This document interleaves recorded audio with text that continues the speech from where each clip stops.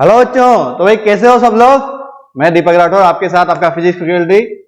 आज जो है अपन अपना 12th का चैप्टर अपन ने स्टार्ट किया था, उसका अपन ने इंट्रोडक्शन पार्ट देख लिया था कि कैसे अपन ने क्या देखा, चार्ज के बारे में देखा कि चार्ज क्या होता है, किस टाइप का होता है, पॉजिटिव चार्ज कैसे होते हैं, नेगेटिव चार्ज कैसे होते हैं, वो दोनों कैसे एक्टिविटी करते हैं वो अपन ने देखा। ठीक है, तो अपन ने चार्ज के बारे में बेसिक सा पढ़ा, कुछ क्वेश्चन भी अपन ने करे थे, और चार्ज को डेवलप कैसे करना है कि कैसे अपन फ्रिक्शन से चार्ज इंड्यूस कर सकते हैं, कंडक्टर से कर सकते हैं, वो अपन ने 3 टाइप ऑफ पढ़ा। अब बात आती है कि 2 चार्ज हैं अपने पास। कैसे चार्ज हैं कि 2 पॉइंट चार्ज हैं। ठीक है, 2 चार्ज हैं, मतलब कोई एक चार्ज है और एक दूसरा चार्ज है। अब इन दोनों का नेचर होगा, हो सकता है ये अपोजिट चार्ज हो, मतलब ये पॉजिटिव पॉजिटिव हो या पॉजिटिव नेगेटिव हो। तो अगर सिमिलर चार्ज है, मतलब क्या करेंगे, सिमिलर चार्ज क्या करते हैं कि पॉजिटिव पॉजिटिव है मेरे पास या नेगेटिव नेगेटिव है, दोनों की प्रोबेबिलिटी सिमिलर है, मतलब दोनों है तो पॉजिटिव है, दोनों नेगेटिव है। तो अपन ने जाना कि ये दोनों क्या करेंगे, एक दूसरे को रिपेल करेंगे, मतलब एक दूसरे को धक्का देंगे। अपन भी जानते हैं सेम नेचर का आदमी होता है, मिलेगा तो क्या करेगा, उनमें लड़ाई झगड़े होंगे। ठीक है, अपोजिट नेचर का होगा तो क्या करेगा, एक दूसरे को इंक्रीज करेंगे, मतलब उनमें आगे बात बढ़ेगी। जबकि यहाँ पे क्या होगा, एक पॉजिटिव चार्ज है और नेगेटिव चार्ज है, या फिर एक नेगेटिव एक पॉजिटिव है, तो दोनों क्या है, अपोजिट नेचर के हैं। अपोजिट नेचर क्या करेगा, एक दूसरे को अट्रैक्ट करेगा। तो अपन ने जाना था, क्या जाना था, ये अगर 2 पॉइंट चार्ज अलग अलग है। अब बात आती है ये दोनों अट्रैक्ट करेंगे या रिपल करेंगे, मतलब खींचेंगे या धक्का देंगे, तो क्या करेंगे, फोर्स देंगे एक दूसरे पे। तो वो फोर्स कितना होगा, क्या होगा, उसकी क्वांटिटी, उसका नेचर क्या होगा। नेचर तो अपन ने जाना कि ये चार्ज अगर स्टेबल है और यहाँ पे कोई चार्ज है तो इस पे धक्का देगा। अब धक्का देगा तो किस डायरेक्शन में धक्का देगा, अपन धक्का देंगे तो यूं देंगे ना, किसी को धक्का दे रहे हैं ऐसे देगा। ठीक है, या खींच रहे तो ऐसे खींचेंगे, तो अपनी साइड पे खींचेंगे। ठीक है, अब बात आती है कि ये 2 पॉइंट चार्ज है अपने को, ये Q1 है और एक चार्ज है Q2। ठीक है, ये यहाँ पे कहीं रखे हुए हैं, 2 पॉइंट चार्ज है। ठीक है, इनकी डिस्टेंस मान लेते हैं, इनके बीच की डिस्टेंस R है। अब मैंने एक बात बोली, पॉइंट चार्ज, तो क्या सर ये पॉइंट चार्ज क्या होते हैं, पहली बात अपने को पता होनी चाहिए कि सर पॉइंट चार्ज क्या होते हैं। कि सर वो आपने पॉइंट लगा दिया इसलिए पॉइंट चार्ज बोल लेगा, नहीं। पॉइंट चार्ज होता है अपन किसी के रेफरेंस में बात कर रहे हैं। पॉइंट मतलब क्या होता है, रेफरेंस।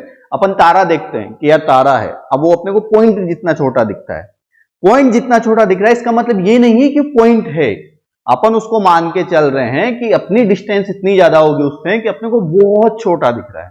तो point charge in the sense कि चार्ज जो उनके बीच में डिफरेंस है उसकी वैल्यू के हिसाब से नेग्लिजिबल है, मतलब एक पॉइंट ही जितना है।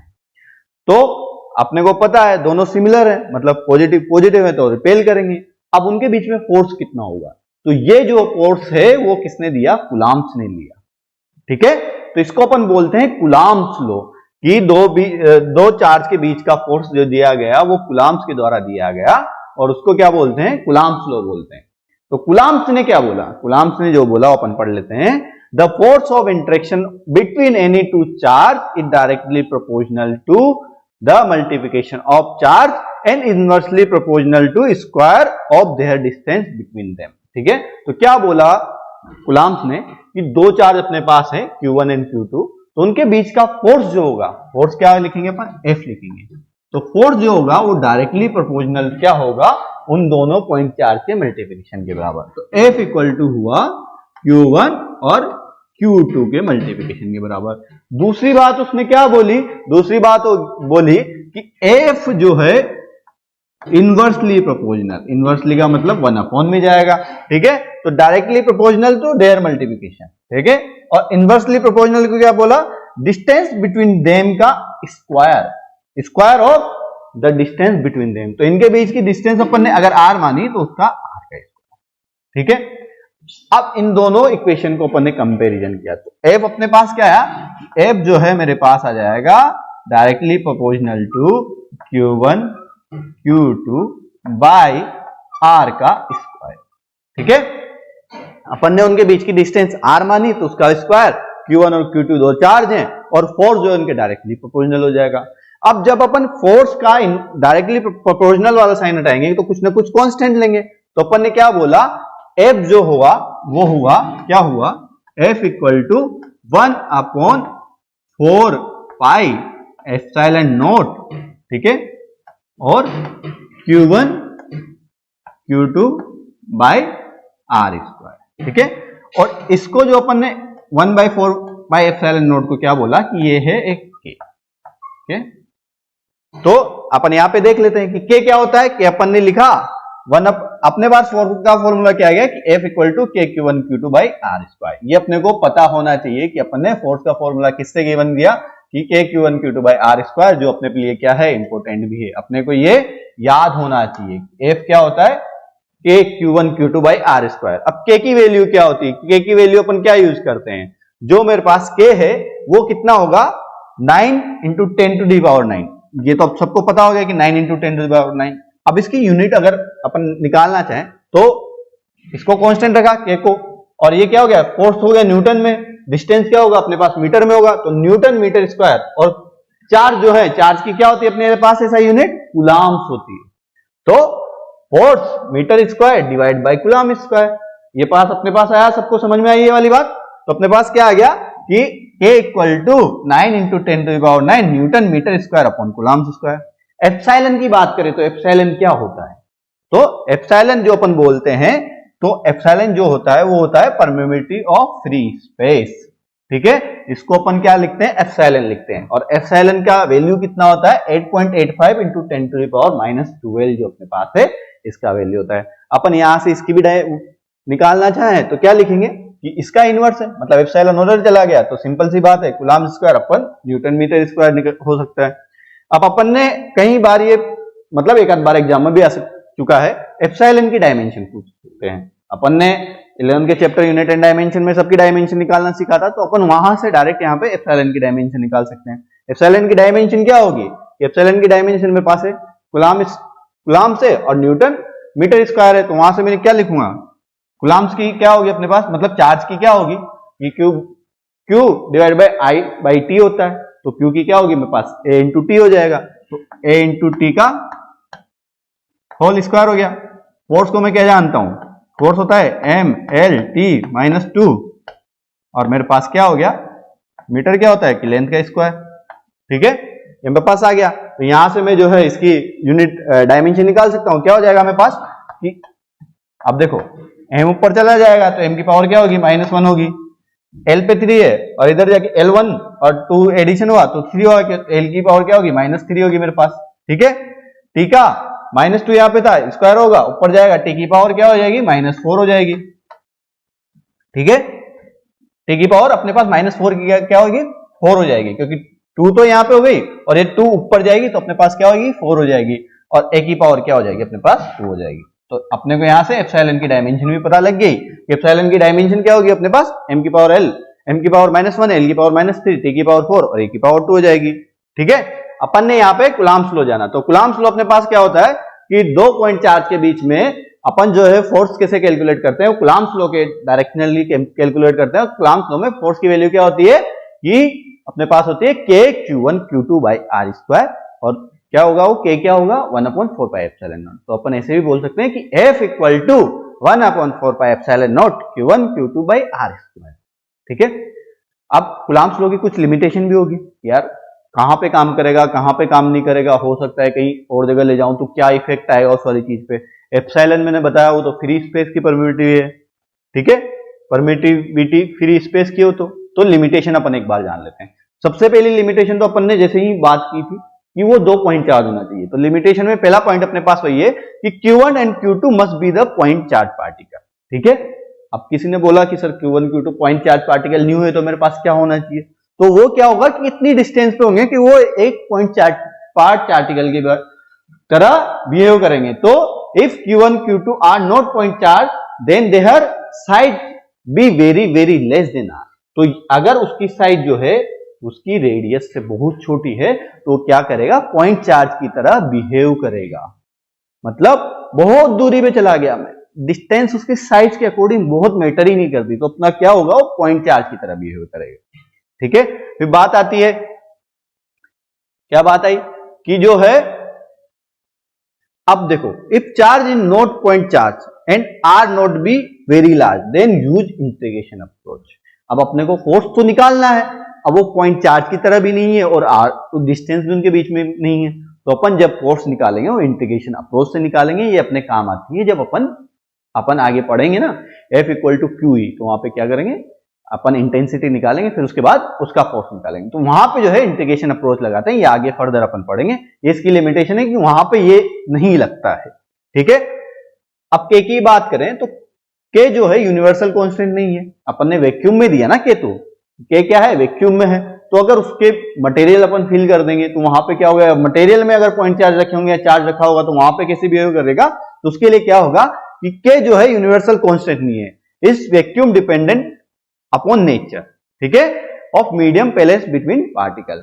मतलब जो चार्ज पार्टिकल अपने पास है अगर वो कहीं मटेरियल में रखे हुए हैं तो क्या होगा, के चेंज हो जाएगा। के क्या चेंज होगा कि अपन जानते हैं 1/4 पाई एप्सिलॉन क्या, तो मीडियम के लिए अपन निकालेंगे तो मीडियम के लिए कुछ अलग होगा, वो क्या होगा अपन जान लेते हैं कि क्या अपन ने क्या दिया कि 9 × 10⁹ न्यूटन मीटर स्क्वायर और कूलम्ब स्क्वायर। ये क्या है वैक्यूम या एयर में, तो अपन ने यहाँ पे जो एप्सिलॉन लिया ना वो चेंज होगा, ठीक है। वैक्यूम के लिए तो क्या हुआ, ये अपन ने 9 × 10⁹ हो जाएगा अपने पास, पर अगर मीडियम में रखते हैं तो एप्सिलॉन जो होता है वो होता है परमेबिलिटी ऑफ मीडियम, ठीक है, और एप्सिलॉन नॉट क्या होगा कि परमेबिलिटी ऑफ वैक्यूम और फ्री स्पेस। तो अपने पास क्या है एप्सिलॉन नॉट तो फ्री स्पेस की है। अब ये होती क्या है अपने पास, ये तो पता होना चाहिए ना कि ये होती क्या है, परमिटिविटी होती क्या है। तो परमिटिविटी क्या होती है, permittivity express that how easily a medium can be polarize. मतलब जैसे अपन उस मीडियम में रखते हैं तो पोलराइज कितनी जल्दी हो जाता है, अगर वो जल्दी से पोलराइज हो जाता है तो उसकी अलग होगी, नहीं होता है तो उसकी अलग होगी। अब उसको निकालने के लिए अपन क्या करते हैं कि देखो जैसे अपन ने एप्सिलॉन आर रिलेटिव परमिटिविटी क्या होगी अपने पास, कि वो क्या होगी मीडियम अपॉन एप्सिलॉन नॉट, कि अपन ने उसके किसके रेफरेंस में निकाला कि अपन ने उसको वैक्यूम या एयर के रेफरेंस में निकाला, तो मीडियम अपॉन एयर। तो एयर की अपन मान के चल रहे हैं 1 है, एयर की 1 ही होती है, तो अपन ने को अगर मीडियम की निकालनी है तो अपन क्या करेंगे मीडियम इंटू एप्सिलॉन नॉट और एप्सिलॉन आर, ठीक है। एप्सिलॉन नॉट अपन कैसे कैलकुलेट करते हैं 1/4 पाई के, और वो 8.85 × 10⁻², ठीक है। एयर के लिए होती है वो एप्सिलॉन नॉट जो होती है, मतलब एप्सिलॉन मीडियम का होगा वो एयर के बराबर हो गया। और मेटल्स के लिए क्या होता है, मेटल्स के लिए इनफाइनाइट होता है। क्यों होता है मेटल्स के लिए इनफाइनाइट, उसमें तो आसानी से पोलराइजेशन हो जाएगा, तो अपने पास मेटल के लिए तो इनफाइनाइट हो जाएगा। तो अगर मान लो अपन 2.4 रखते हैं और दोनों को कनेक्ट कर देते हैं मेटल से, तो क्या होगा, तो वो तो जल्दी से हो जाएगा उनमें, ठीक है। एप्सिलॉन आर क्या होती है, अपन इसको बोलते हैं कि रिलेटिविटी और परमिटिविटी, मतलब फ्री स्पेस की डाइलेक्ट्रिक कांस्टेंट अपन भी बोल सकते हैं, ठीक है। एप्सिलॉन 1 क्या होगा एयर के लिए और वैक्यूम के लिए 1 हो जाएगा, ठीक है। वाटर के लिए जो एप्सिलॉन आर होता है वो 81 होता है। अपने को कुछ 1-2 याद रखना, तो वाटर का याद रख लो, कभी कभी वाटर आ जाता है और कभी कभी एयर तो जनरली आती है, मेटल का कभी काम नहीं आता, क्योंकि मेटल के लिए अपन बोलते हैं कि एप्सिलॉन आर जो होता है वो इनफाइनाइट होता है, ठीक है। अब अपन ने जान लिया, अब अपन बात करें कि अगर उसको मीडियम में रख देंगे तो क्या इफेक्ट होगा, तो वो चीज अपन देख लेते हैं, ठीक है। तो फोर्स इन द मीडियम, अब 2.4 अपन ने किसी मीडियम में रख दिए हैं, ठीक है। इसकी मान ले अपन ने मीडियम की कुछ अपने पास जो है एप्सिलॉन आर उसकी कुछ है पर मिनट, ठीक है। तो एफ पे क्या इफेक्ट पड़ेगा अपने पास, एफ को अपन क्या लिख रहे हैं कि एफ मीडियम अब क्या होगा के मीडियम, Q1 Q2 सेम है, उनमें कोई चेंज नहीं है, उनके बीच की डिस्टेंस अपन ने आर मानी। तो के क्या इफेक्ट पड़ेगा कि के क्या लिख रहे हैं अपन कि 1/4 पाई एप्सिलॉन। अब यहां पे क्या हो गया, ये एप्सिलॉन जो है मीडियम का आ गया, एप्सिलॉन जो अपने पास क्या हुआ वो मीडियम का आ गया, ठीक है। तो एप्सिलॉन मीडियम को क्या लिखेंगे, अपन ने जाना वहां से कि एप्सिलॉन मीडियम क्या होता है, ये एप्सिलॉन मीडियम जो होता है epsilon naught into epsilon R relativity permittivity. तो एफ मीडियम जो हुआ वो अपने पास क्या हुआ कि F vacuum upon epsilon R. तो कभी भी अपने को मीडियम पे फोर्स दे दे और अपन को कहीं दूसरी जगह रखना हो उसको, तो अपन क्या करेंगे डिवाइड बाय एप्सिलॉन आर कर देंगे। जैसे मेरे को दे दिया कि एफ फोर्स जो है मेरे पास वैक्यूम में है, अब मेरे को वाटर में उसको ले जाके सेम चीज है, सेम सारा सिस्टम है, उसको मेरे को वाटर में डुबा के देखना है कि उनके ऊपर फोर्स क्या होगा। तो क्या हो गया 81 डिवाइड हो जाएगा, तो 81 टाइम्स कम हो जाएगा अपने पास, ठीक है। तो अपन क्या करेंगे कि एफ मीडियम जो होगा वो क्या हो जाएगा F vacuum upon epsilon R. ये चीज अपने को पता होनी चाहिए, अपन को ये बात पता होनी चाहिए कि अपन ने वो चीज जानी, ठीक है। तो ये भी एक इंपॉर्टेंट अपन मान सकते हैं। एक क्वेश्चन इसके बेस पे अपन देख लेते हैं, एक क्वेश्चन आया भी हुआ है, ठीक है। कौन से ईयर में आया ये तो एग्जैक्ट पता नहीं, पर ये आया हुआ है क्वेश्चन एक बार एग्जाम में, ठीक है। Two charge particle. अब देखो अच्छे से एक बार क्वेश्चन पढ़ लिया जिसमें समझ में आ जाएगा वो कहना क्या चाहता है और अपन से क्या निकलवाना चाहता है, तो वो चीज अपन पढ़ लेते हैं एक बार। ठीक है, तोड़ के पढ़ो क्वेश्चन को, अच्छे से पढ़ो। क्वेश्चन जितना अच्छा समझ में आएगा उतना ही जल्दी अपन सोल्व कर पाएंगे। ठीक है, two charge particle are keep in the air with separation of R. वो जो है एयर में रखे हुए हैं, उनके बीच की डिस्टेंस जो है सेपरेशन क्या है, आर है। Force on each charge particle is F. ठीक है, फोर्स जो है हर चार्ज पार्टिकल पे एफ है। ठीक है, now these particles are place in a medium of dielectric constant epsilon R. अब उसको अपन ने क्या कर दिया, एक मीडियम में रख दिया जिसका डाइलेक्ट्रिक कांस्टेंट क्या है, एप्सिलॉन आर है। ठीक है, what should be the distance between particles so that force of each particle is again f। ठीक है, अब उसने बोला कि अपन को पहला ऐसा सिस्टम था कि अपन को एक सिस्टम था जिसपे फोर्स जो लग रहा था वो f लग रहा था दोनों की तरफ, और उनके बीच की डिस्टेंस जो थी r थी। ठीक है, अब उन्होंने बोला कि अपन को इसको किसी मीडियम में रखना है। ये मेरे पास एक बॉक्स है, उसमें मीडियम जो है मीडियम में रखना है जिसका क्या है कि एप्सिलॉन r है। ठीक है, उनके बीच में फोर्स जो है अभी भी एफ ही लगना चाहिए। तो जो ये रेडियस है ना, डिस्टेंस इनके पास बीच में है, वो डिस्टेंस क्या होनी चाहिए, अपन उसको मान लेते हैं आर डैश। ये अपन ने पहले रखा तो वो 8 थी, बाद में रखी तो वो आर डैश होगी। तो अपन इसको कैलकुलेट कर सकते हैं। कैसे कैलकुलेट करेंगे, कि कैसे मैं कैलकुलेट करूंगा कि मेरे पास दिया हुआ है कि मैंने पहले रखा तो फोर्स क्या मैं बोलूंगा कि F equal to K Q1 Q2 by R square. ठीक है, अब सेकंड वाले टाइम पे भी क्या है, फोर्स तो बराबर है, उनके बीच की डिस्टेंस सेम हुई है तो मैं बराबर कर सकता हूं। के जो है, अब के क्या हो गया कि एप्सिलॉन आर के मैंने मीडियम में रख दिया तो के क्या हो गया, के अपॉन एप्सिलॉन आर हो गया वो। ठीक है, Q1 सेम है, Q2 सेम है, उनके बीच की डिस्टेंस क्या होगी कि चेंज होगी, आर डैश का स्क्वायर होगा। अपन को क्या फाइंड आउट करना है कि उनके बीच की जो डिस्टेंस है वो कितनी चेंज हुई, कितनी कम हुई, ज्यादा हुई। तो यहां से अपन इक्वल कर सकते हैं, के से के Q1 Q2 कैंसिल आउट हो जाएगा, तो अपने पास यहां से अपन ने कैंसिल आउट कर दिया इन दोनों को।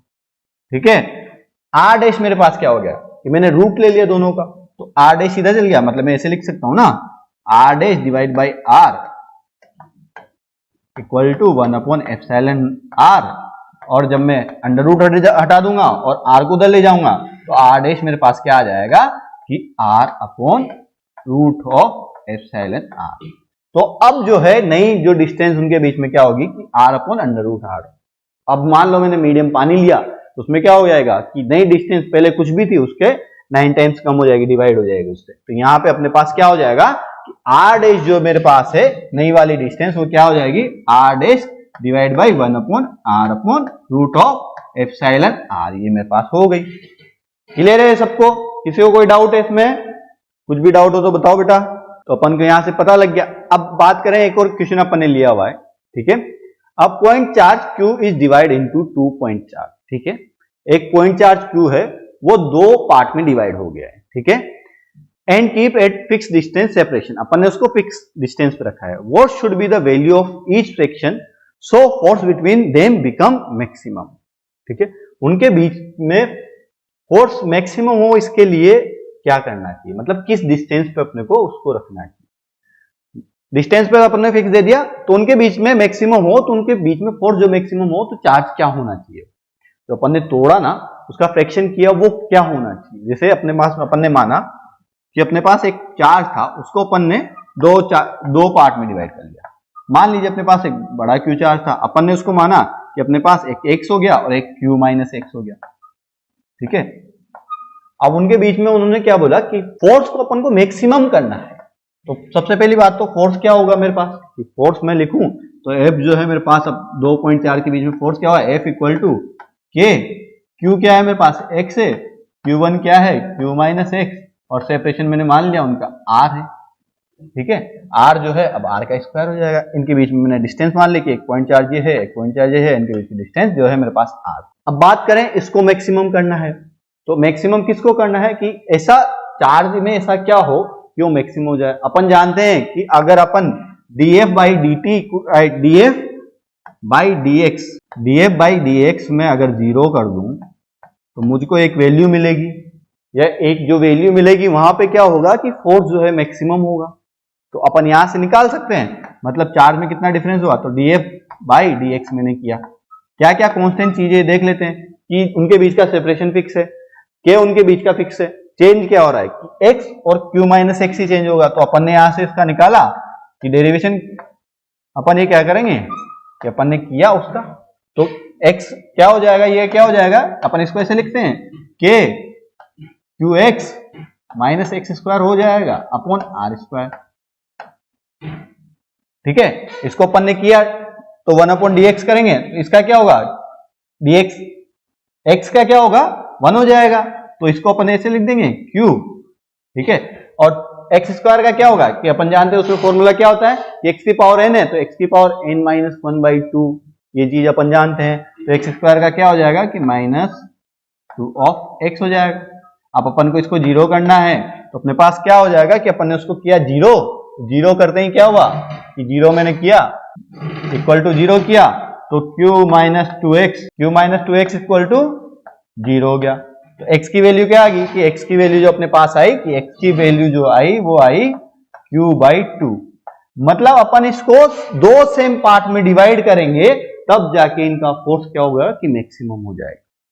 ठीक है, तो अपन ने उसको दो सेम पार्ट में डिवाइड किया। मैक्सिमम करने के लिए क्या करते हैं कि डबल इसका करेंगे और उसको क्या करेंगे क्योंकि वो नेगेटिव आएगा तो मैक्सिमम हो जाएगा। अपन जानते हैं कि माइनस 2x का माइनस करेंगे तो वहां पे क्या आ जाएगा नेगेटिव आ जाएगा अपने पास फोर्स, तो वो मैक्सिमम हो जाएगा। वहां से अपन ने वैल्यू निकाल ली तो अपने पास क्या आई चार्ज की वैल्यू कि q/2, वो क्या हो जाएगा कि वो उसका आधा हो जाएगा। तो अपन ऐसे फोर्स को मैक्सिमम मिनिमम जहां भी वो बोलेगा वैसे कर सकते हैं। उसका सेपरेशन बीच का कितना हुआ, मीडियम चेंज करेंगे तो क्या इफेक्ट होगा वो अपन यहां से निकाल सकते हैं। अपने पास फॉर्मूला आ गया, कूलम्ब्स ने क्या फॉर्मूला दिया कि force between two particle equal to K q1 q2 by R square, ये अपने पास आ गया। ठीक है बच्चों, आगे अपन चलते हैं अपने नेक्स्ट टॉपिक पे। अब देखो फोर्स लग रहा है तो फोर्स अपन जानते हैं कि फोर्स क्या होता है कि वेक्टर क्वांटिटी है। वेक्टर क्वांटिटी क्या होती है जिसमें अपने पास मेजरमेंट के साथ साथ जो है अपने पास डायरेक्शन भी हो, डायरेक्शन लेस नहीं हो। फोर्स जो है वेक्टर क्वांटिटी, वेक्टर क्या होगा कि डायरेक्शन भी होगा। तो फोर्स अगर लग रहा है कि अपन ने देखा कि दो पॉइंट चार्ज पे फोर्स लग रहा है कि एक चार्ज है और एक चार्ज है, इस पे फोर्स दे रहा है, तो फोर्स अपन ने ये तो जाना कि उनके बीच के ज्वाइनिंग लाइन जो होगी उस पे लगेगा। ये रिपेल कर रहा है तो F इस पे लगेगा और ये अगर रिपेल कर रहा है तो ये F, ये तो अपने को पता है ना कि इस डायरेक्शन में ही लगेगा क्योंकि दो पॉइंट चार्ज के बीच में जो ज्वाइनिंग लाइन होगी उस पे ही लगेगा। अगर ये दोनों अलग अलग है तो ये इधर खींचेगा और ये इधर खींचेगा। ये डिपेंड करता है कि इनका नेचर कैसा है। तो ये जो है डायरेक्शन क्या होगी वो अपने को डायरेक्शन की बात कर रहे हैं कि अपन फोर्स को जो है अब वेक्टर फॉर्म में अपन लिख रहे हैं। तो वेक्टर फॉर्म में अपन पहले थोड़ा सा वेक्टर के बारे में अपन ने जान लिया कि अगर कोई पॉइंट यहाँ पे Q1 है और उसकी यहाँ से R1 है और ये कोई पॉइंट Q2 है उसका R2 है, तो अपन कैसे उसको लिखेंगे, अपन जानते हैं ट्रायंगल रूल ऑफ वेक्टर से। अपन ने 11 में पढ़ा है ट्रायंगल रूल ऑफ वेक्टर, नहीं पढ़ा तो एक बार समझ लो कि अपन ने क्या किया कि एक की हेड को दूसरे की टेल से कोइंसाइड किया और जो थर्ड रिजल्टेंट होगा वो टेल टू हेड जो हैगा अपने को रिजल्टेंट वेक्टर देगा। तो अपन ये बोल सकते हैं R1 plus R equal to R2, R1 plus R equal to R2। ये जो है ट्रायंगल रूल ऑफ वेक्टर जो अपन जानते हैं वो है। ठीक है, तो ये तो अपन ने देखा कि जो ट्रायंगल रूल ऑफ वेक्टर अपन ने देख लिया यहां से कि ये अपन ने वहां से देख लिया। तो R1 plus R equal to R2। अब अपने को क्या है R इनके बीच में डिस्टेंस है और एक किधर जा रहा है Q1 से Q2 पे, तो R को अपन ऐसे लिख सकते हैं कि R21 equal to R2 minus R1। मतलब अपन इसको लिखें तो R12 ऐसे लिख सकते हैं। R12 जो होगा अपने पास, R12 जो मेरे पास होगा वो क्या होगा कि उसको R वेक्टर से मैंने रिप्रेजेंट किया और क्या होगा कि फाइनल माइनस इनिशियल हो जाएगा कि उसके बीच की जो डिस्टेंस फाइनल है उसके बीच की डिस्टेंस इनिशियल। या R को मैं लिखूं, R जो होता है वो क्या होता है फाइनल माइनस इनिशियल होता है। तो अब इसको वेक्टर फॉर्म में अपन देखें कि देखो दो पॉइंट चार्ज थे मेरे पास Q1 और Q2 थे। अब Q2 चार्ज में फोर्स जो लग रहा है F फोर्स लग रहा है, किस पे लग रहा है 2 पे लग रहा है, किसकी वजह से लग रहा है 1 की वजह से लग रहा है, तो अपन लिख दिया F21 इसको लिख लिया।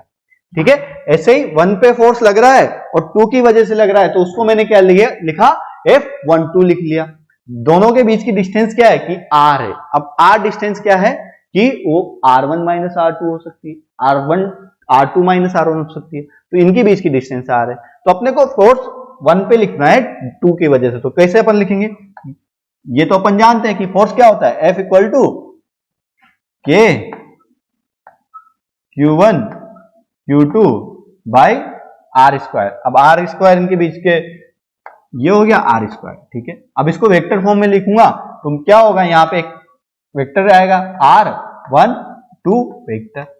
अब इसको क्या लिखेंगे R12 को, तो अपन ऐसे लिख सकते हैं, ये जो इनके बीच की डिस्टेंस है ये तो मॉड्यूलर है, तो अपन इसको ऐसे लिख सकते हैं F equal to K Q1 Q2 by ये जो है R12 का मोड हो गया, इसका स्क्वायर हो गया। और अगर मैं इसको लिखना चाहूं वेक्टर फॉर्म में, इसको और लिखना चाहूं आगे, तो वेक्टर फॉर्म में इसको कैसे लिख सकते हैं अपन ने जाना कि वेक्टर क्या होता है, कि वो होता है R2 माइनस R1 का वेक्टर, ठीक है।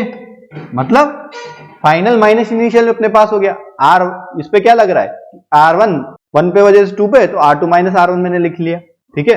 अब बात करें इसको अपन और कैसे लिख सकते हैं, कि अपन जानते हैं कि अगर मैं इसको ऐसे लिखूं, वेक्टर डायमेंशन लिखूं, यूनिट वेक्टर अगर मैं लिखूं तो उसको ऐसे लिख सकता हूं, R unit vector equal to R vector divide by उसका मोड, ठीक है। तो मैं इस फोर्स को ऐसे लिख सकता हूं, F जो मेरे पास हो गया वो क्या हुआ कि K Q1 Q2 by mode of R21 minus R1 vector और उसका स्क्वायर। अब देखो इसको मेरे पहले यूनिट वेक्टर में डायमेंशन करते हैं, तो इसको यूनिट वेक्टर में लिखेंगे तो R12 का यूनिट वेक्टर आ जाएगा, R2 माइनस R1 जो का है यूनिट वेक्टर अपने पास आ जाएगा, और इसके बीच में जो इसका मोड होगा वो इसके बराबर होगा, तो इसको अपन ऐसे लिख सकते हैं R, ठीक है। ऐसे भी अपन इसको R12 1 पे 2 की वजह से, तो फाइनल क्या हो रहा है, अपन ने 1 2 लिखा और उसको 1 2 अपन ने लिखा, तो अपने इसको क्या करेंगे 1 पे 2 की वजह से लग रहा है ना फोर्स, R 1 पे किस पे लग रहा है, तो फाइनल अपने पास क्या हुआ कि फाइनल जो है मेरे पास 1 हुआ, तो 1 पे 2 की वजह से जो मेरे पास होगा फोर्स वो मैं लिखूंगा इस पे कि 1 पे 2 की वजह से जो मेरे पास लग रहा है, तो अपन इसको ऐसे दे सकते हैं। और 2 पे 1 की वजह से लग रहा है तो अपन इसको R21 भी लिख सकते हैं, R पे फोर्स जो है 2 पे 1 की वजह से, ठीक है। अल्टीमेटली वो है कि जिस पे लग रहा है उसको इनिशियल वाले से माइनस कर दो, कि R2 पे लग रहा है तो 2 माइनस 1 और 1 पे लग रहा है तो 1 माइनस 2 अपन ने कर दिया, ठीक है। अपन कुछ इस पे बेस एग्जांपल भी एक दो देख लेते हैं, ठीक है। अब इस पे एग्जांपल कैसे कैसे आते हैं वो अपन देखेंगे। अब अपने को पता लग गया कि फोर्स की डायरेक्शन क्या होगी, वो जो अपन उसको गिवन करेंगे उसको ऐसे लिखेंगे कि R12 जो अपन लिखेंगे। अब इसमें क्वेश्चन क्या है अपने पास, एक एग्जांपल जो अपन देखें कि A and B two identical charge sphere which are kept at the large separation, ठीक है, force on each other space F. Now a third identical neutral sphere C brought in the contact with A and keep at midpoint AB, calculate the force on sphere, ठीक है। तो बोला क्या गया है वो आप लोगों को समझ में आ जाएगा, नहीं समझ में आ रहा तो एक बार पढ़ लीजिए क्वेश्चन, फिर अपन उस पे सॉल्यूशन पे डिस्कशन करेंगे कि कैसे आगे अपन इसको फर्दर मूव करेंगे, ठीक है। तो अपन ने क्या जाना, क्वेश्चन में क्या बोला हुआ है कि दो अपने पास दिए हुए हैं पार्टिकल जो एक दूसरे पे F फोर्स डायरेक्ट कर रहे हैं, इनके बीच की सेपरेशन अपने को दी हुई है, फिक्स जो है वो है R, अपन मान के चल रहे हैं उनके बीच की सेपरेशन है। उन पे जो अपन चार्ज मान लेते हैं इस पे Q चार्ज है और इन पे भी Q चार्ज है, ठीक है। अब कोई एक थर्ड पार्टिकल लाया गया, एक पार्टिकल लाया गया, उसको क्या किया, इसके टच करवा दिया। अब जैसे ही टच करवाया तो अपन जानते हैं कि अगर दोनों का सेम है तो ये क्या होगा, अगर ये Q है तो ये भी Q पे आ जाएगा, तो इसके पास Q है तो दोनों में डिवाइड हो जाएगा, तो Q/2 डिवाइड हो। अब उसने क्या किया, फिर Q/2 डिवाइड होने के बाद ये देखो C जो है लाया गया एक एक कॉन्टेक्ट में और फिर उसके मिड पॉइंट पे AB के बीच में रख दिया, मतलब यहाँ पे A से B की कोई डिस्टेंस है उसका मिड पॉइंट जो था वहां पे रख दिया। तो अपन इसको ऐसे देख सकते हैं कि एक पार्टिकल यहाँ रखा हुआ है, एक पार्टिकल यहाँ रखा हुआ है अपने पास, इस पे Q चार्ज इनिशियली था, बीच में उसने क्या किया कि एक पार्टिकल में लाया, यहाँ पे टच किया और मैंने यहाँ पे कहीं उसको प्लेस कर दिया, तो ये क्या हो जाएगा Q/2 हो जाएगा और ये भी Q/2 हो गया, ठीक है। अपने को अब क्या बोला, कैलकुलेट फोर्स ऑन स्फीयर, जो पहले कहीं एक चार्ज था ना उस पर अपन अब फोर्स कैलकुलेट करना है अपने को, कि पहले उस पर F था तो अब क्या चेंज हुआ, उस पर क्या चेंज उस पर आया। अब किस पे कैलकुलेट करना है, जो मिड पॉइंट में जो अपन चार्ज पार्टिकल लाए। तो अपन इसको देख सकते हैं कैसे, F क्या होगा।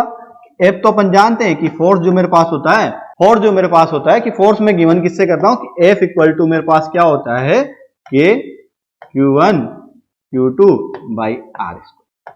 ठीक है, तीनों पॉजिटिव चार्ज है तो ये कुछ फोर्स इस पे इधर की साइड लगाएगा, ये कुछ फोर्स जो है इधर की साइड इस पे लगाएगा, और ये जो कुछ फोर्स है ये इधर की साइड इस पे लगाएगा। अब कितना कितना फोर्स लगाएंगे कि ये जो है Q1 Q2 पे फोर्स लगाएगा, क्या लगाएगा, ये जो है वो अपन मान लेते हैं कि A जो है B और ये जो है C पॉइंट है, तो A पे force on C due to A, ये अपन मान के चले तो force on C due to B। ठीक है, अब इसको अपन कैलकुलेट करें, यहां पे अपने क्या करते हैं, पहले A और C को इस फोर्स को लिख लेते हैं। तो इसको क्या लिखेंगे अपन, इस पे कितना फोर्स है इसकी वजह से, तो कितना होगा K Q1, अपन ने माना Q ये था, Q2 बाई, अब R स्क्वायर की अपन बात करें तो इस पे अपने पास डिस्टेंस कितनी आई कि मेरे पास इस पे डिस्टेंस कितनी है, ये R बाई। और अगर मैं इस पे कैलकुलेट करूं तो फोर्स इस पे ड्यू टू इसकी वजह से K Q/2 और Q/2 अपॉन ये इनके बीच की डिस्टेंस क्या है R/2 का होल स्क्वायर। ठीक है, यहां से अपन देख सकते हैं कि कैसे अपने ने डिस्टेंस निकाली उनके बीच की, और उसको जब अगर कैलकुलेट कर देंगे तो वो जो है अपने पास उसका जो है आंसर अपने पास आ जाएगा कि अपन ने उसको कैसे कैलकुलेट किया। तो अपन उस पे निकाल सकते हैं कि एक पे अपन ने फोर्स कैसे निकाला, तो अपने को पता लग गया कि किस पे अपन ने फोर्स कैसे निकाला। डायरेक्ट देखे अपन कि Q/2 वहां से 1/2 हो जाएगा, बाकी सब तो सेम है, तो फोर्स क्या है उसका हाफ हो जाएगा। और किधर ज्यादा होगा कि ये जो फोर्स है ये अपन अगर मान ले इसको F अपन ने माना Q और Q को, तो ये क्या हो गया F जो है मेरे पास वो तो हो जाएगा, यहाँ पे क्या हो गया कि ये F K1 Q2 by R square और 2 स्क्वायर, ये तो बराबर हो गया, तो ये क्या हो गया, ये F है तो ये क्या हो जाएगा, ये F/2 हो जाएगा अपने पास। ठीक है, डायरेक्ट अपन देखें तो इसमें से उसको माइनस कर देंगे तो अपने पास क्या बच जाएगा कि F/2 अपने पास फोर्स बच जाएगा। इस टाइप से अगर इस पार्ट आर्टिकल इस पे देखें तो इस पे अगर F फोर्स इधर लग रहा होगा, किसकी वजह से, पहले इसकी वजह से लगाएगा, तो कैसे लगेगा, इसकी डिस्टेंस कितनी है, इसकी डिस्टेंस तो अपन ने R मानी। ठीक है, इस पे फोर्स क्या होगा F K Q/2 divide by R का स्क्वायर, तो क्या हो जाएगा F/2 अपने पास आ जाएगा, और यहाँ पे क्या होगा R/2 होगा, तो R/2 2F हो जाएगा, तो इसकी वजह से 2F इधर लगेगा और इसकी वजह से F इधर लगेगा, मतलब इसकी वजह से मैं देखूं तो ये जो है यहाँ पे लगेगा अपने पास 2F और इधर जो लगेगा मेरे पास F लगेगा। इस पे रिजल्टेंट अगर निकालना चाहें तो अपने पास क्या हो जाएगा 2F माइनस F, तो अपना क्या हो जाएगा यहाँ पे F आ जाएगा। तो अपने को इस पार्टिकल पे पूछा तो अपने पास F हो जाएगा, इस पार्टिकल पे अपन पूछेंगे तो F/2 हो जाएगा। ऐसे करके अपन फोर्स निकाल लेंगे। बेसिकली क्या है, आपको एक बार डायरेक्शन समझ में आ गई कि उसके बीच में फोर्स कैसे निकालते हैं, वो आपको पता है कि मेरे पास मैग्नीट्यूड तो किससे आएगा K Q1 Q2 by R square, और डायरेक्शन मेरे पास अगर सिमिलर चार्ज है तो क्या करेंगे, अपोज करेंगे, अगर लाइक चार्ज है तो एक दूसरे को अट्रैक्ट करेंगे। वो भी अपन एग्जांपल देख लेंगे एक दो कि अट्रैक्शन में क्या होगा, रिपेल में क्या होगा, वो अपने को पता लग जाएगा।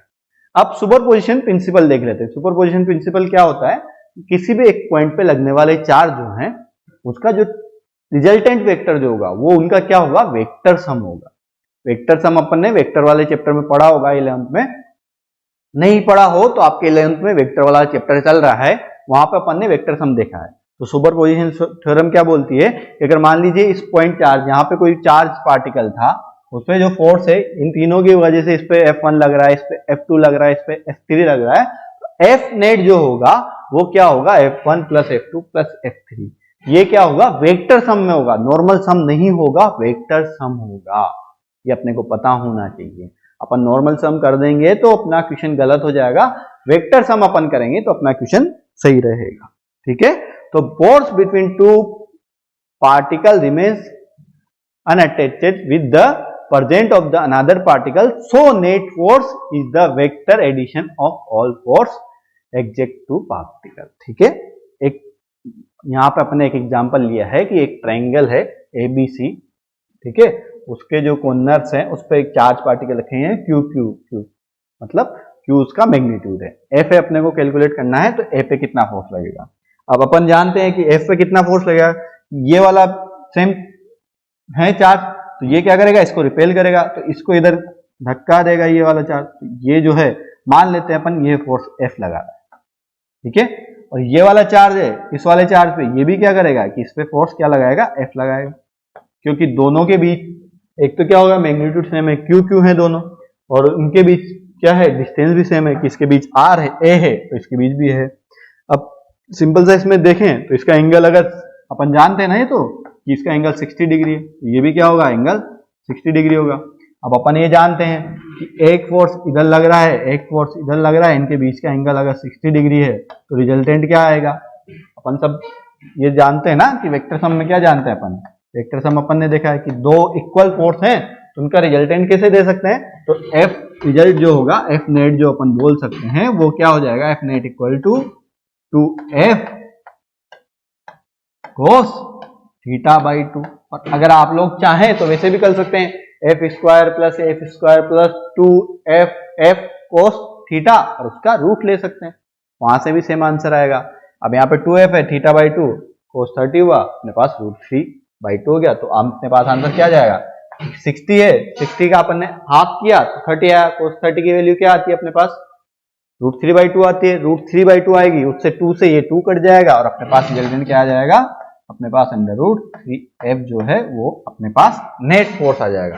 तो अपने को कभी भी नेट फोर्स निकालना हो, अपने को उसकी डायरेक्शन लेनी है, उनके बीच का एंगल कितना है, और अपने को रिजल्टेंट निकाल लेना है। एक और एग्जांपल देख लेते हैं, सिंपल ही एग्जांपल, ज्यादा टफ नहीं है, हो सकता है थोड़ा बहुत आपको टफ लगे, ठीक है।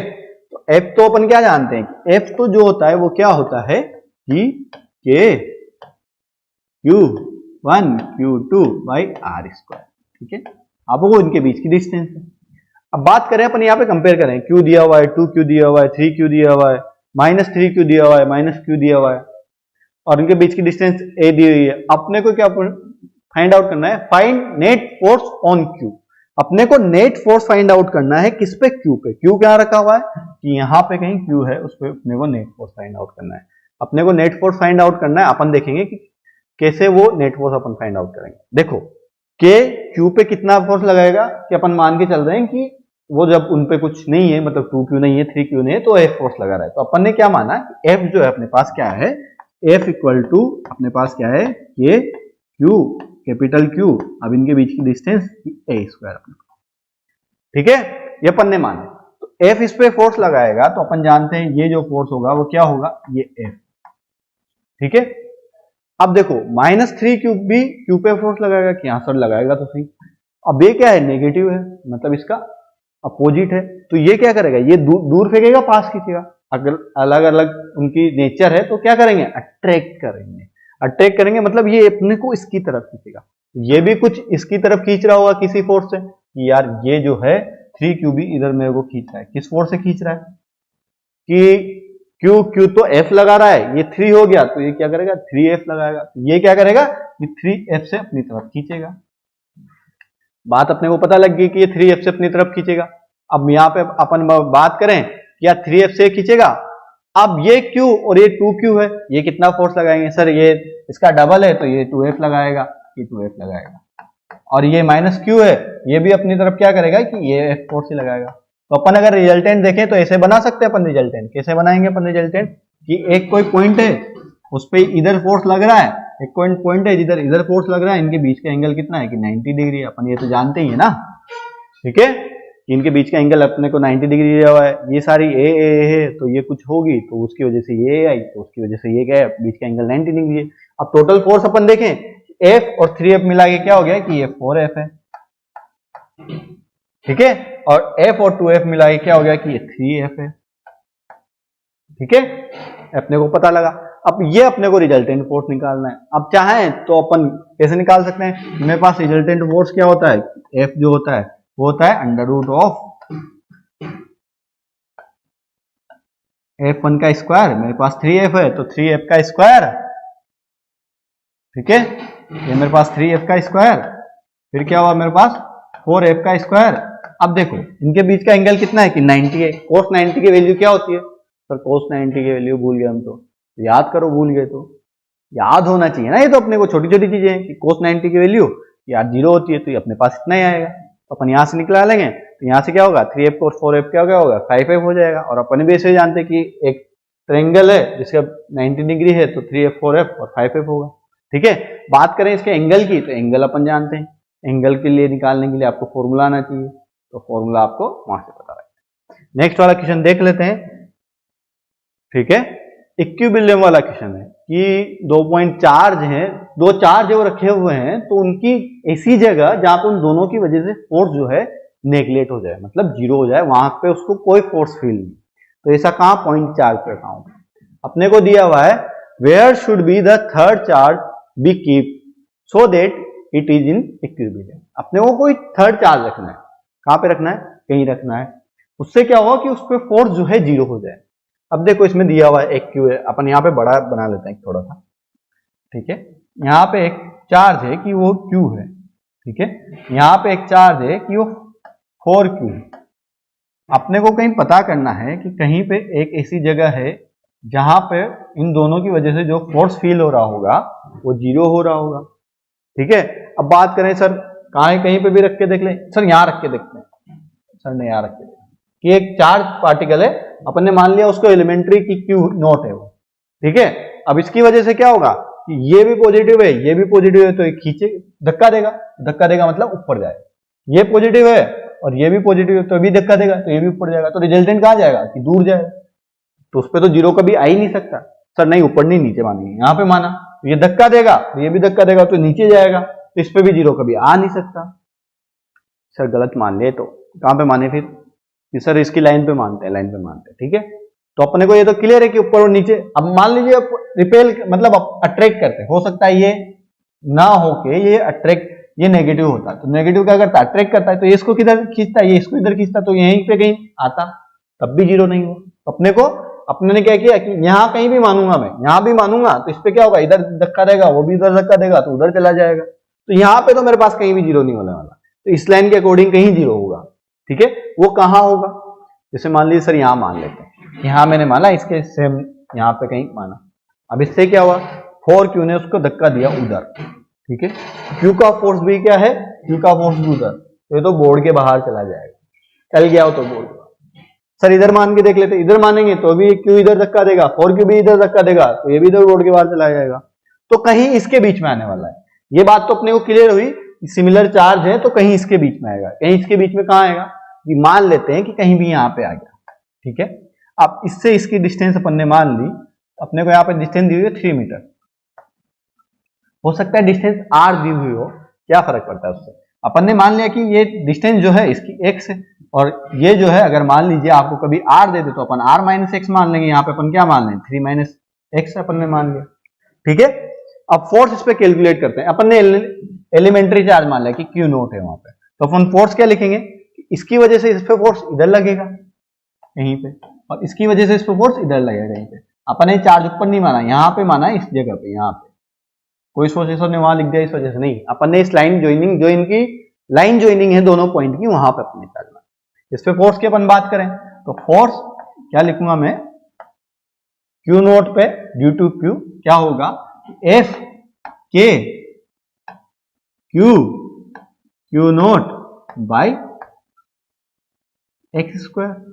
ठीक है, ये अपन ने क्या निकाला, क्यू नोट पे किसकी वजह से, क्यू की वजह से। अपन एफ निकाल लेते हैं किस पे, क्यू नोट पे, किसकी वजह से, 4q की वजह से। 4q की वजह से क्या लिखेंगे अपन कि के 4q Q note by 3 minus x का स्क्वायर। अपन से बोला गया है कि वो इक्विलिब्रियम में है, मतलब उस पर जो लगने वाला फोर्स है वो सेम है, तो इन दोनों क्वांटिटी को अपन क्या करते हैं, मैग्नीट्यूड में सेम कर देते हैं, उसकी डायरेक्शन भी वहां पे अलग अलग है, तो अपन ने इसको सेम किया। तो क्या करेंगे, के Q Q note by x square को इक्वल टू कर दिया, अब 4 अपन ने आगे ले लिया, 4k Q Q note by 3 minus x का होल स्क्वायर। यहां से अपन देखेंगे तो ये जो है इससे कैंसिल आउट हो जाएगा, दोनों साइड रूट ले लेंगे, तो अपन जानते हैं ये हो जाएगा 1/x equal to 2/3 minus X. इसको सोल्व आउट करेंगे, 3 माइनस एक्स और 2x, 2x में उधर 3 जाएगा तो अपने पास क्या हो जाएगा, x की वैल्यू जो अपने पास आ जाएगी क्या आ जाएगी, 1 आ जाएगी। तो अगर 2 पॉइंट चार्ज रखे हुए हैं जिनके बीच की डिस्टेंस 3 है, एक जो है q है, एक जो है अपने पास 4q है, तो उससे q से अपन 1 सेंटीमीटर की डिस्टेंस पे रख दें, या जो 4q से है 2 सेंटीमीटर की डिस्टेंस पे रख दें, तो वहां पे जो पॉइंट आएगा उस पे जो है फोर्स उसको 0 फील होगा। ये इधर धक्का देगा, ये इधर धक्का देगा, मतलब किसी ने मेरे को सेम फोर्स से इधर खींचा, सेम फोर्स से कोई इधर खींच रहा है, अब मैं तो क्या हूं, वो कितना भी खींचे मैं नहीं रहा, ये ज्यादा लगाएगा तो इधर जाऊंगा, पर ये तो दोनों सेम फोर्स लगा रहे हैं तो क्या फर्क पड़ेगा, कुछ नहीं होगा। ज्यादा लगाया तो हाथ उखड़ के चले जाएंगे, पर क्या होगा यहाँ पे तो क्या है, पार्टिकल है, पार्टिकल के ऊपर सेम फोर्स लग रहा है तो क्या हो गया, इसकी स्टेबिलिटी आ गई, मतलब वो क्या होगा, फोर्स महसूस ही नहीं कर रहा है, फोर्स महसूस कर रहा है पर रिजल्टेंट क्या आ रहा है कि 0 आ रहा है। तो इक्विलिब्रियम मतलब कोई भी ऐसा पॉइंट जहां पे उस पे लगने वाले फोर्स क्या है, कि वो लगने वाले फोर्स क्या आ गए मेरे पास कि 0 आ गए। ठीक है, अपन कुछ इसकी स्टेट पढ़ लेते हैं कि क्या क्या उसमें हो सकता है। ठीक है, तो पहली चीज तो अपन ने देखा कि क्यू नोट पे तो वेटर ही नहीं करता ना, क्योंकि क्यू नोट तो कैंसिल आउट हो गया, वहां पे तो वो वैल्यू ही नहीं कर रहा है। तो अपन देख लेते हैं कि equilibrium of a test charge Q naught on the line joining two fix point charge Q1 and Q2। Q1 और Q2 के बीच में Q नोट को कहां रखेंगे, Q आए। अब इसमें कुछ प्रॉपर्टी अपन देख लेते हैं कि if Q1 Q2 are like charge, मतलब वो क्या है, या तो पॉजिटिव पॉजिटिव है या नेगेटिव नेगेटिव है, और इक्वल मैग्नीट्यूड के हैं कि Q1 और Q2 क्या है, मैग्नीट्यूड भी सेम है। अपन ने देखा था ना कि 2 पॉइंट चार्ज Q को अपन ने डिवाइड किया था Q/2 और Q/2 में, तो उनके बीच में जो न्यूट्रल पॉइंट होगा वो उनका मिड पॉइंट होगा कि Q1 Q2 अगर मैग्नीट्यूड में सेम है और दोनों का नेचर सेम है, तो उनके बीच का जो इक्विलिब्रियम वाला पॉइंट होगा वो क्या होगा कि वो सर जो है मिड पॉइंट होगा। सर वो क्या होगा कि मिड पॉइंट अपने पास होगा। ठीक है, दूसरा, position of neutral point is independent of nature the magnitude of charge. मतलब क्या हुआ कि अपना जो टेस्ट चार्ज हो रहा है उसकी वजह से सिस्टम पे कोई इफेक्ट नहीं पड़ रहा है, उसका चाहे नेचर कोई सा भी हो, उसकी वैल्यू कुछ भी हो, सेम सी बात है। अगर मान लीजिए वो पॉजिटिव की जगह नेगेटिव होता तो क्या करता है उसको, कि वो भी क्या करता, उसकी तरफ खींचता, वो भी उसकी तरफ खींचता, धक्का देने की जगह क्या करता, उसकी तरफ खींचता। अब कोई मेरे को धक्का दे या खींचे, अगर दोनों का फोर्स सेम है तो मैं तो ऐसे ही रहूंगा, मेरे को फर्क ही नहीं पड़ेगा, मैं ऐसे खड़ा हूं, ये अगर खींच रहा है और ये भी खींच रहा है, दोनों सेम इक्वल को खींच रहे हैं तो मैं ऐसे ही रहूंगा। अगर धक्का दे रहे हैं सेम है तो धक्का देंगे तो भी मैं ऐसे ही रहूंगा। पर अगर किसी का एक का मैग्नीट्यूड ज्यादा हुआ तो फिर उस पर डिपेंड करेगा। ठीक है, तो वो मेरे पे डिपेंड नहीं कर रहा ना, अगर दोनों सेम है मेरे तो फर्क ही नहीं पड़ रहा, वो तो उन दोनों पे ही डिपेंड करेगा ना, उनकी मेरे पे नेचर पे भी डिपेंड नहीं कर रहा, मेरे मैग्नीट्यूड पे भी डिपेंड नहीं कर रहा। ठीक है, ये अपन ने देख लिया। अब बात करें Q1 Q2 लाइक चार्ज में और उनका मैग्नीट्यूड अनइक्वल है, मतलब वो जो है अनइक्वल मैग्नीट्यूड पे, जैसे अपन ने देखा एक Q था एक 4Q था। ठीक है, तो जो न्यूट्रल पॉइंट आएगा अपने पास, जहां पे न्यूट्रल पॉइंट आएगा Q1 और Q2 के बीच का आएगा, मतलब उनके पास आएगा, और क्लोज किसके होगा कि स्मॉलर जो चार्ज होगा ना उसके पास में होगा, क्योंकि क्या करेगा कि Q जिसके पास ज्यादा है वो ज्यादा धक्का देगा और Q तो कम धक्का देगा, तो ऐसा पॉइंट होगा ना जो Q के स्मॉलर होगा। अपन यहाँ पे बात करें, देखो यहाँ पे अपन ने देखा इसमें क्या है कि 2 पॉइंट चार्ज, अपने को न्यूट्रल पॉइंट पता करना है, तो अपन ने क्या किया कि जिसके स्मॉलर में था वहां पे अपने पास न्यूट्रल पॉइंट आया, तो अपने को क्या होगा, वो न्यूट्रल पॉइंट ऐसी जगह होगा जहां पे छोटे वाले के पास क्लोजर होगा, तो क्लोजर टू स्मॉलेस्ट पॉइंट, मतलब वो छोटे वाले के पास में क्लोजर में होगा, क्लोजर टू स्मॉलेस्ट पॉइंट। और कहां पे, अगर अनइक्वल है, ठीक है, अनइक्वल है तो क्या होगा, छोटे वाले के पास में होगा। ठीक है, नेक्स्ट वाले पॉइंट की बात करें, Q1 and Q2 unlike charge with unequal magnitude, then natural point be outside of the smaller charge. मतलब अब जो है एक ये और एक ही, अब ये Q की जगह कुछ माइनस Q हो गया, और ये मान लेते हैं अपन मतलब अनइक्वल है, तो ये मान लिया अपन ने 4Q। तो अब क्या करेगा, यहाँ पे कोई भी एक पॉइंट होगा तो ये क्या करेगा, इसको जो है अपन ने क्या किया कि इस पे तो ये खींचेगा इसको और ये भी धक्का देगा, बीच में रखेंगे तो ये इधर चला जाएगा, तो अपन कहीं ऐसी जगह रखेंगे यहाँ पे। अब ये क्या करेगा, अपनी तरफ खींच रहा है, वो जो है धक्का दे रहा है, तो यहाँ पे जो है कहीं पे क्या होगा, ऐसा पॉइंट होगा यहाँ पे। अगर उधर रखेंगे तो देखो इसकी वजह से बहुत ज्यादा फोर्स लगने वाला है, ये अगर खींचेगा भी तो नेग्लिजिबल नहीं कर पाएगा, इसलिए कहीं यहाँ पे हो। ठीक है, लास्ट अपना पॉइंट देखते हैं। If Q1 Q2 are like in nature equal magnitude then there will be no natural, और ये एक ऐसी कंडीशन है जहां पे कोई नेचुरल मतलब ऐसा पॉइंट आता ही नहीं है कि वहां पे अपना फोर्स 0 हो जाए। ठीक है, एक एग्जांपल अपन देख लेते हैं। What should be the value of the nature of Q0 charge so f of any other corner become 0, मतलब f जो है किसी भी कॉर्नर पे 0। ठीक है, ये मिड पॉइंट है, मतलब अगर मैं इसको r मान लूं तो ये क्या है, मेरे पास r/2 है, और यहाँ पे मेरे को क्या बोला गया है कि फोर्स को 0 करने को बोला गया है। तो इसका Q0 का वैल्यू क्या होगा, अपन से ऐसे भी तो पूछ सकता है कि अब उसने बोल दिया कि किसी एक जगह पे फोर्स 0 है, तो मैं Q0 को कहाँ रखूं, कहाँ तो उसने रख दिया मिड पॉइंट पर दे दिया, पर कितना वैल्यू का रखूं कि इस पे 0 जाए। तो सीधी सी बात है, मेरे को मान लो इस पॉइंट पे 0 करना है, ये अपन ने मान लिया ये Q है, ये Q है, यहाँ पे अपन ने Q0 को रखा कहीं पे, और इसके जो डिस्टेंस है ये r/2 है, ये r/2 है, और यहाँ पे इसको फोर्स 0 करना है। तो यहाँ पे मैं फोर्स निकालूंगा, फोर्स इसकी किस पे, ये फोर्स होगा Q पे, एक तो हो जाएगा मेरे पास किसकी वजह से, Q0 की वजह से, एक मेरे पास फोर्स जो होगा इसी पॉइंट पे अगर मैं मानूं तो F फोर्स जो होगा मेरे पास किस पे, Q पे, Q की वजह से।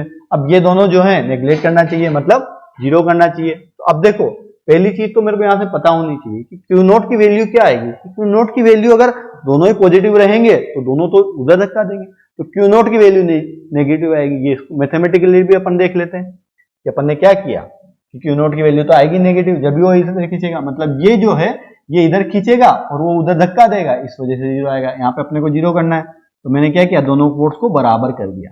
F Q Q Q पे Q की वजह से इनके बीच की डिस्टेंस क्या हुई, R हुई, तो यहाँ पे R²।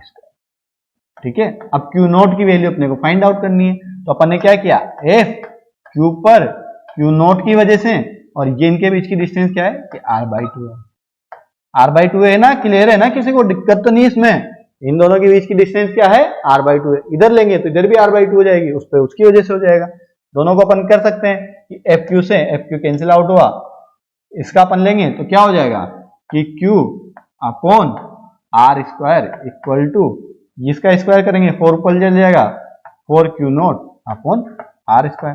R² से R² कैंसिल आउट, तो Q0 मेरे पास क्या हो गया कि Q0 मेरे पास हो गया Q/4। तो उसका मैग्नीट्यूड कितना आया कि Q/4 आया।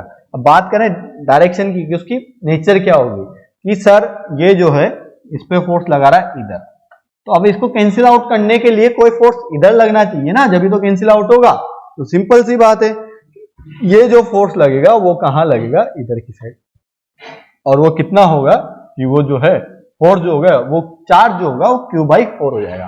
तो Q0 की वैल्यू अपने पास क्या आ गई, Q0 की वैल्यू जो है मेरे पास Q/4 आ गई। सर ये जो मेरे पास होगा ये आंसर आ गया। ठीक है, इसमें किसी को कोई डाउट, किसी को कुछ समझ में नहीं आया हो तो बताओ बेटा, सबको आ रहा है समझ में? ठीक है, तो यहां पे अपन ने इसको देख लिया। अब जो है एक क्वेश्चन ही अपने पास है। ठीक है, इसमें दिया हुआ है कि पेंडुलम है, 2 पेंडुलम है, both pendulum are made in insulting thread that hanging from the same point से हैंग हो रहे हैं। ठीक है, find relation between Q, M, L and theta, इनके बीच में रिलेशन फाइंड आउट करना है if the both are equilibrium. अब ये क्या है, इक्विलिब्रियम है, अपने को फाइंड आउट करना है इनके बीच में रिलेशन। यहाँ पे अपन इसका सॉल्यूशन देख लेते हैं। ठीक है, कैसे, एक जो है उस पर एक पॉइंट है, वहां से 2 पेंडुलम जो है हैंगिंग किए हुए हैं, इस पे क्या है, मास m है, इस पे भी मास m है, इसकी लेंथ l है, यहाँ पे जो है अपने को जो है थीटा दिया हुआ है, इनके बीच में थीटा। ठीक है, कैसे फाइंड आउट करेंगे कि थोड़ा सा अपन ने मैकेनिक्स भी पढ़ी है, थोड़ी क्या पूरी पढ़ी होगी आपने इलेवेंथ में तो, और टेंशन भी अपन जानते हैं, तो अपन मान के चलें कैसे सोल्व करेंगे कि सर ऐसे सोल्व करते हैं। इसको कैसे करेंगे कि सर ये मास है तो इस पे फ्री बॉडी डायग्राम अपन बना सकते हैं, चाहे तो इधर फ्री बॉडी डायग्राम अलग से बना के देख लो। एक जो मास है इस पे क्या लगेगा, mg लगेगा, और कौन सा फोर्स लगेगा कि सर इस पे टेंशन लग रहा होगा, और क्या लगेगा कि 2 चार्ज भी है, कि इस पे भी पॉइंट चार्ज दिया हुआ है, इस पे भी चार्ज दिया हुआ है Q, इस पे क्या लगेगा, FQ भी लगेगा, FE भी लगेगा। ठीक है, तो इसको अपन को क्या करना है, इसको अपन फाइंड आउट करके और रिलेशन निकालेंगे। इसको निकाल सकते हैं, ठीक है। इसको कैसे निकालेंगे, ये एल दिया हुआ है, ये थीटा दिया हुआ है, तो अपन क्या बोल सकते हैं, ये क्या होगा, एल साइन थीटा होगा। ये थीटा है तो ये भी थीटा होगा क्योंकि दोनों है, ठीक है। अब अपन इसको निकालें, यहाँ पे टेंशन क्या लग रहा होगा कि टी टेंशन लग रहा होगा, तो इसको क्या बोलते हैं, ये अगर थीटा है तो यहाँ पे भी अपने पास थीटा होगा, तो ये क्या हो जाएगा, टी कोस थीटा हो जाएगा अपने पास, और ये क्या हो जाएगा, टी साइन थीटा हो जाएगा। और ये क्या होगा, ये अपने पास एफ ई लग रहा है, एफ ई क्या हो गया कि K Q one Q two by R square. तो अपन ऐसे बोल सकते हैं ना, क्या बोल सकते हैं कि सर जो है टी कोस थीटा जो मेरे पास आया, वो तो मेरे पास क्या आया कि वो तो सर एम जी के बराबर आया, ठीक है। कि मेरे पास एक मास था, उस पर जी लग रहा था, तो यहाँ पे एम जी के बराबर आया। और सर इसका टी साइन थीटा वाला जो आया कि टी साइन थीटा में कैसे लिखूंगा कि टी साइन थीटा मैंने लिखा, क्या लिखा कि इस पे फोर्स क्या लग रहा है, एफ ई क्या लग रहा है, क्या लगेगा कि सर उस पे लगेगा के Q one Q two by उनके बीच की डिस्टेंस, डिस्टेंस सर पता ही नहीं है, इसमें दी हुई है। एल साइन थीटा इसकी है तो इसकी भी एल साइन थीटा हो जाएगी, तो क्या हो गया, 2l साइन थीटा होगी, तो 2l साइन थीटा का स्क्वायर आ जाएगा, ठीक है। अगर अपने को मान लीजिए इनके बीच की जगह डायरेक्ट डिस्टेंस है तो अपन डिस्टेंस डायरेक्ट पुट कर सकते हैं, ठीक है। अब मेरे को किस किस के बीच में फाइंड करना है, इनके बीच में फाइंड करना है, तो कैसे मैं फाइंड आउट करूंगा, साइन थीटा अपन कोस थीटा कर लो, मतलब टेन थीटा अपन फाइंड आउट कर सकते हैं। इसको इस वाले इक्वेशन को इससे अपन ने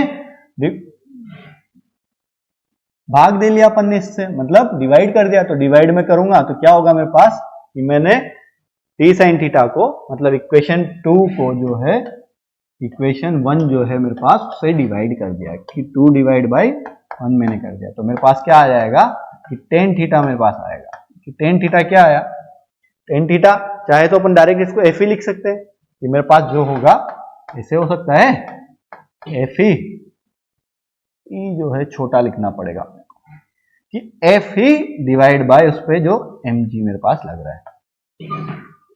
अब देखो बेटा, इसमें कुछ इंपॉर्टेंट अपने पास इंफॉर्मेशन होनी चाहिए। एफ को मैं ऐसे ये लिख सकता हूं ना कि K Q one Q two by 2l sine theta का स्क्वायर और ये m और एच जी।